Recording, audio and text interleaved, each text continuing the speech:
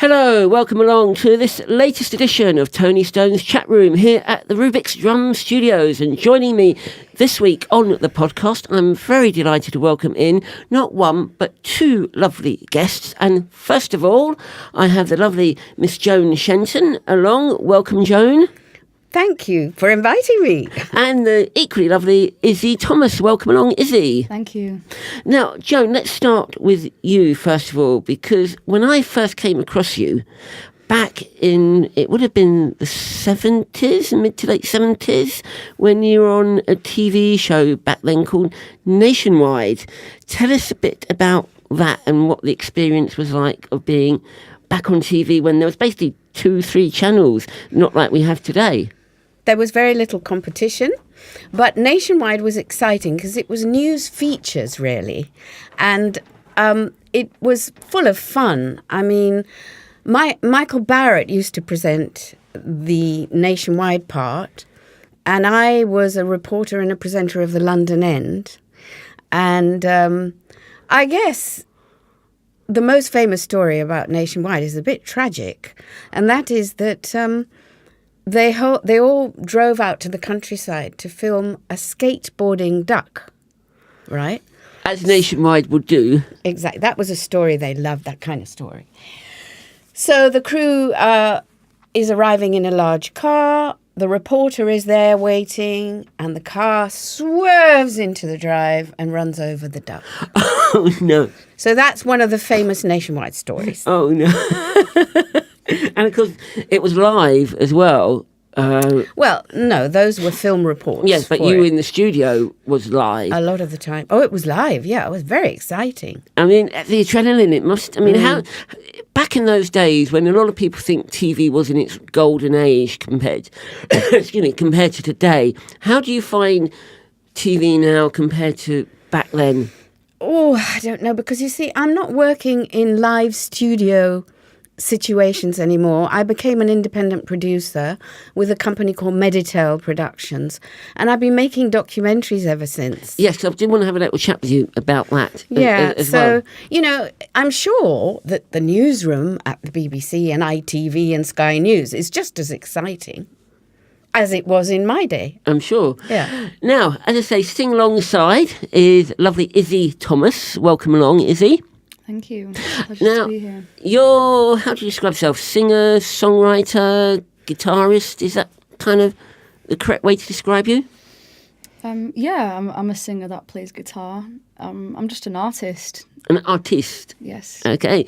And in what area and what genre do you kind of fall in if people watching this don't know who you are? Rock and soul.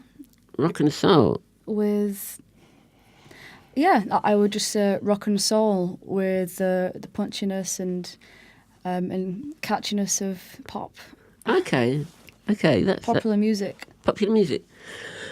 Cool. Now, tell me, when you were starting out as a singer, what made you want to become a professional singer? Because there's quite a difference between singing in your living room or in your bathroom, your shower, to actually then making a living as a singer. What made you want to take that leap and become a professional musician? I sucked at everything else.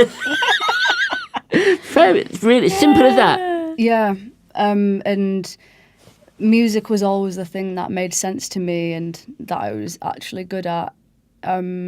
Apart from art, I've always been good at art. Ever since school, I loved art and English writing, and then kind of just merged the two, and found myself very comfortable writing and performing music. And I was always told, I think you're always told, people always tell you out of the goodness of their hearts when you're younger. People like your parents or your teachers, it's really cool that you want to be a musician, but you need a day job as well because you can't survive off music. You're constantly told this. So and how have you actually found the real realities of the music scene today to what you were told, and is it different to what you were told, or is it? How do you find the experience? Of course, it's hard to begin with.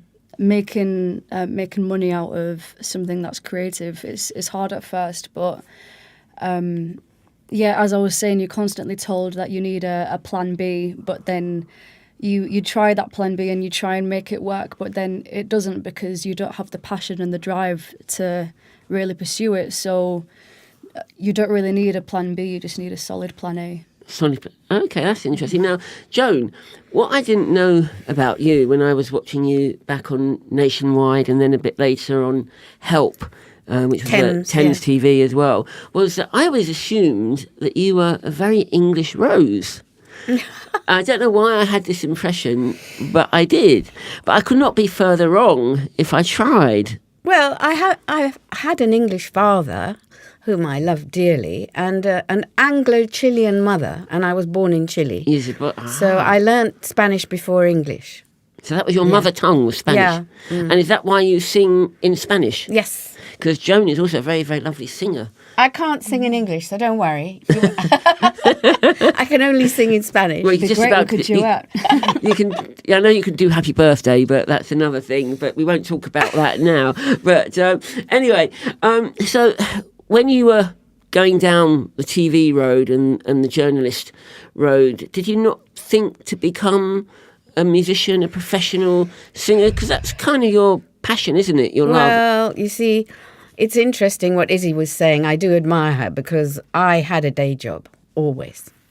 And so I sang in the evenings in wine bars, Latin folk, and we still do sing. But I hardly made any money out of it. And I really admire your dedication, to keep going and being creative. Because presumably you do your own compositions as well. Yeah, I mean, I chuck in a few covers and stuff, but I prefer to sing my stuff, obviously. Cool. Yeah. So now that you do sing, and we've seen you at quite a few gigs that you've had, the Troubadour, the famous iconic Troubadour. What was that like? In fact, you've sang there as well. You had your single launch there last year, didn't you? So you've actually both had something in common. You both performed at the Troubadour, which is it's one of those iconic venues in London that you just have to play at least once. Exactly. And what was it like for you, Joan? Because you, back in the old days, you lived opposite the Troubadour. I did. It was wonderful to be there, really. And, of course, it was famous for Bob Dylan singing there, Paul Simon singing there in the old days. Queen. I believe. I do believe. Jimmy Page performed there. Yes. As well. Jimmy Page. In fact, we saw him there a little while ago. He was there. Yeah, Sorry. Well, we formed a quartet. Do you want to see a picture of our quartet? Which was taken at the Troubadour, the picture. Yes, this was taken at the Troubadour, and that's Altamira Latin Quartet. And who's in that now? Well, it's Corina Poor, whom I was at school with in Buenos Aires. Wow. And we met up again at the Pizza Express in Notting Hill Gate. Wow. And then also on the far left is Wilma Cifontes, a very famous percussionist from Venezuela. And then Luis Moraes, a Brazilian superb guitarist. So it really is Latin. Of course. I'm going to put this away now. Lovely. And when you do your Latin Quartet gig, you kind of take the audience on a journey around South America, don't you? Yes, we do. Except Brazil. Well, yes, you're right. We have a Brazilian guitarist, and we don't do Brazilian numbers. Well, it's just because actually we don't speak Portuguese, Corina and I, who are the vocalists. But we will. We'll do some Brazilian numbers. We do plan to. You do? Excellent, excellent. And with you, Izzy, let me ask you about music and stuff. When you were growing up, who did you used to listen to, and who has inspired you to sing today? Just stuff, honestly, artists that my father used to listen to mainly, like Queen, Michael Jackson. And then I later became inspired by Christina Aguilera and Chris Cornell, people like that. And I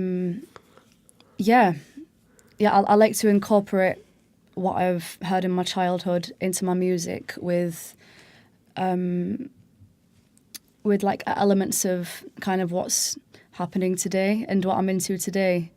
So I'm working with an amazing producer at the minute called Lloyd Hingelwood. And at the minute we're creating stuff that's kind of like rock and soul, but with the punchiness in the choruses of pop. And then, because my stuff is kind of a fusion, and then with the beat, it's got swag of hip hop. Do you want to perhaps maybe can I convince you to give us maybe a little a cappella version of something that you've got coming up that you want to let our viewers have a little taster of what Izzy Thomas' sound is like? Yeah, I could sing my future single, but this is an exclusive. A world exclusive premiere. I guess it'll be okay because there's no music, so it's not a total spoiler. No, and this is, by the way, ladies and gentlemen, completely unrehearsed, completely unplanned. So much appreciated. Izzy, go for it. I'm not going to bust this, am I? No, go for it. Now there will be trouble. Now there will be fire on the ground. There will be trouble. Think about where you aim that trigger. Now there will be trouble. Now, like a city burning down, there will be trouble. Think about where you aim that trigger. Yeah. Yeah, That's all you're getting for now. Hey, that's a Nice. cool teaser. Now, if anybody out there watching wants to know where they can find you, see you performing stuff, where are the best places for them to go and check that kind of stuff out? I don't have a London show coming up for a while, but I will be in Birmingham on the 23rd of June. At Foodies Festival, which is going to be amazing. We'll be playing an acoustic set on the VIP tent, 240 acoustic, and then main stage at 4 p.m. just before Top Loader and the Hoosiers and a few other cool bands. But yeah, I'm really looking forward to Foodies Festival, and then. Sheffield, got a date in Sheffield on the 22nd, which is going to be confirmed on my website. Which is? izzythomas.com or Izzy Thomas Official on like Facebook, Twitter. Yeah, venue is going to be confirmed, but it's for another festival that's going to be in partnership with Tramlines. Excellent, fantastic. And Joan, Super. I know that you're working on future gigs as well for Altamira and stuff, because obviously you've not just done the Troubadour and the Pheasantry as well, but which also Izzy has sung at as well. So that's another venue you both have in common. If anybody out here is watching, in fact, we'll come to this to you as well, Izzy as well, and anybody's watching thinking, oh, I'd like to have a little bit of Latin music in my life and stuff, where's the best place that they can reach you and Altamira? Well, we've put all of our recordings since early days, since the 70s actually, onto our website, which is called altamarmusic.com. Altamar, Altamar, music, all one word, .com. And they can go and check it out. It's all there. And they can contact you if maybe the people want to book you for gigs or anything like that. They can. And if people can contact you for gigs as well if they want to via your website. Yes, fantastic. Now, Joe, not only were you a wonderful, fantastic TV presenter, as I was trying to say, but you were also, and I didn't realise this until quite recently, a launch day presenter on Capital Radio, which for anybody watching this podcast outside of the UK perhaps doesn't know Capital Radio. Capital Radio was one of the big two main commercial radio stations in London competing against the might of the BBC, and we basically had in London in those days Capital Radio and LBC. And LBC was the speech station and you were Capital, which was the music station. Tell me, what was that like, being in Capital? Did you feel yourself a pioneer? How did you... It was so exciting being there at 4 a.m, and Sir Richard Attenborough was there, who was the big boss, and we all had champagne at 4. And then Dave Cash and Kenny Everett. Kenny and Cash went on first for 3 hours, and then I went on with Tommy Vance. It was called Tommy and Joan's Swap Shop, believe it or not. And it was 3 hours live every day. But very briefly, because it's very much on my mind, my broadcasting career, which it became, started actually in the BBC World Service, broadcasting in Spanish to Latin America. And my boss there was called Juan Peirano. And sadly, 3 days ago, I went to his funeral. Oh. But he was a real inspiration. And he persuaded me, to broadcast. What made you, though, want to become a broadcast journalist? I've always wanted to show off, Simple as that. Yes. Because there's a very famous clip of you now that's available on YouTube, where in fact you actually, I believe, was the inspiration for changing a law in the country as with your Nationwide. Dreary law. No, they didn't allow women on their own into wimpy houses after midnight in case they were soliciting. Oh. So that was really annoying. So I went in. It was all rather sad, actually, because I went in and I sat there. And this waiter really didn't want to kick me out. But he had to come up and say, "I'm very sorry, you have to go." And I went, "Why?" And he said, "Well, we're not allowed to have women on their own after midnight." I said, "How dare you say that?" And we had a secret camera outside in a van. And everything was mic'd up. And so they did a piece about it. But... going back to Capital. This is a pride and joy. I kept this from this was in 1973-4, wasn't it? Wow, yeah, when I think Capital so, yeah. started. Now, our viewers at home, can you spot which one is Joan? And Joan will tell you which one it is her in a moment. But before she does, which one do you guys think Joan is in this poster? You had a go and failed miserably. I got it so wrong. You got it so right. Now, you've had a chance to have a look and see which one, for fun. Can I just tell you who they are, actually? Go, yes, but leave you till last. Okay, Tommy Vance, Little Nicky Horn, Roger Scott, Sarah Ward, Marsha Hunt. Down here is Kenny Everett and Dave Cash and Tony Myatt. Which means that there's one missing. I left one out. And it is the top. That right, one. Top set. That is I don't Joan. look that different, I hope. No, you're not. Show Izzy. Anyway, It's so wrong. this is a museum piece now. It is, Yeah. and Yeah. quite historic, I suppose, Yeah. as well. I mean, as I said to you before, when you were doing your very first show on Capital, did you have that idea of being a pioneer, of being someone that would be, all these years later, Capital Radio will still be around today? I mean, did you have any clue that... Well, we did really, because, we knew it was going to go on. We were the only one. I mean, we were the only music station. But we were competing against BBC Radio 1. And we had all the pirates on ours. Not all of them, actually, but we had Kenny Everett, Dave Cash, Tommy Vance, that had been on the pirates. Yeah. And yes, I was fully confident that Capital was going to go on.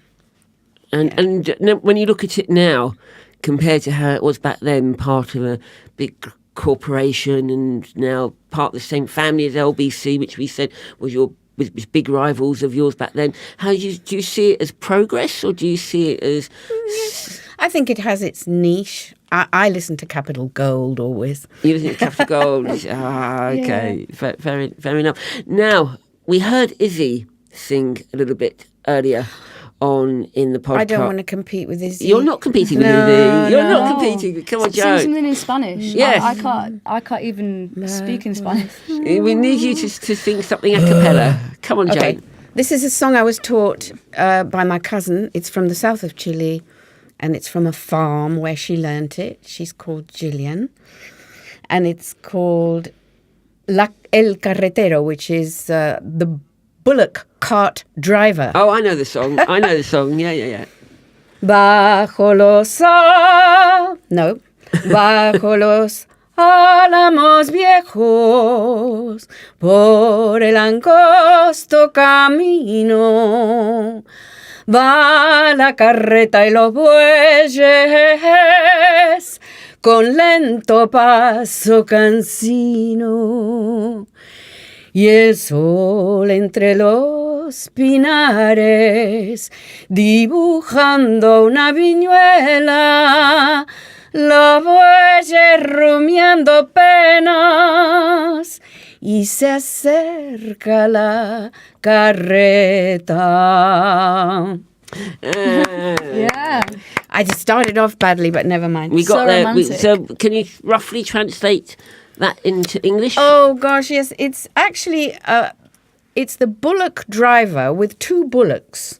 I didn't sing the chorus. The bullocks are called "You've Gone and Where To," and in the chorus, Careful how you say that. in Spanish, it's "Te fuiste pa donde." So the chorus goes "Te fuiste pa donde." That's the chorus. And he's coming back at the end of the day in the fields, and in the village they hear his song as he approaches. Ah, that's what it's kind of lovely. That was terrific. Right. Well, today, Izzy, to ask you, which is what I often ask guests coming on the programme, any regrets about music, taking up music as a profession, or is it just something that you've no regrets at all? No regrets at all. No? I think. Do you no. consider yourself lucky?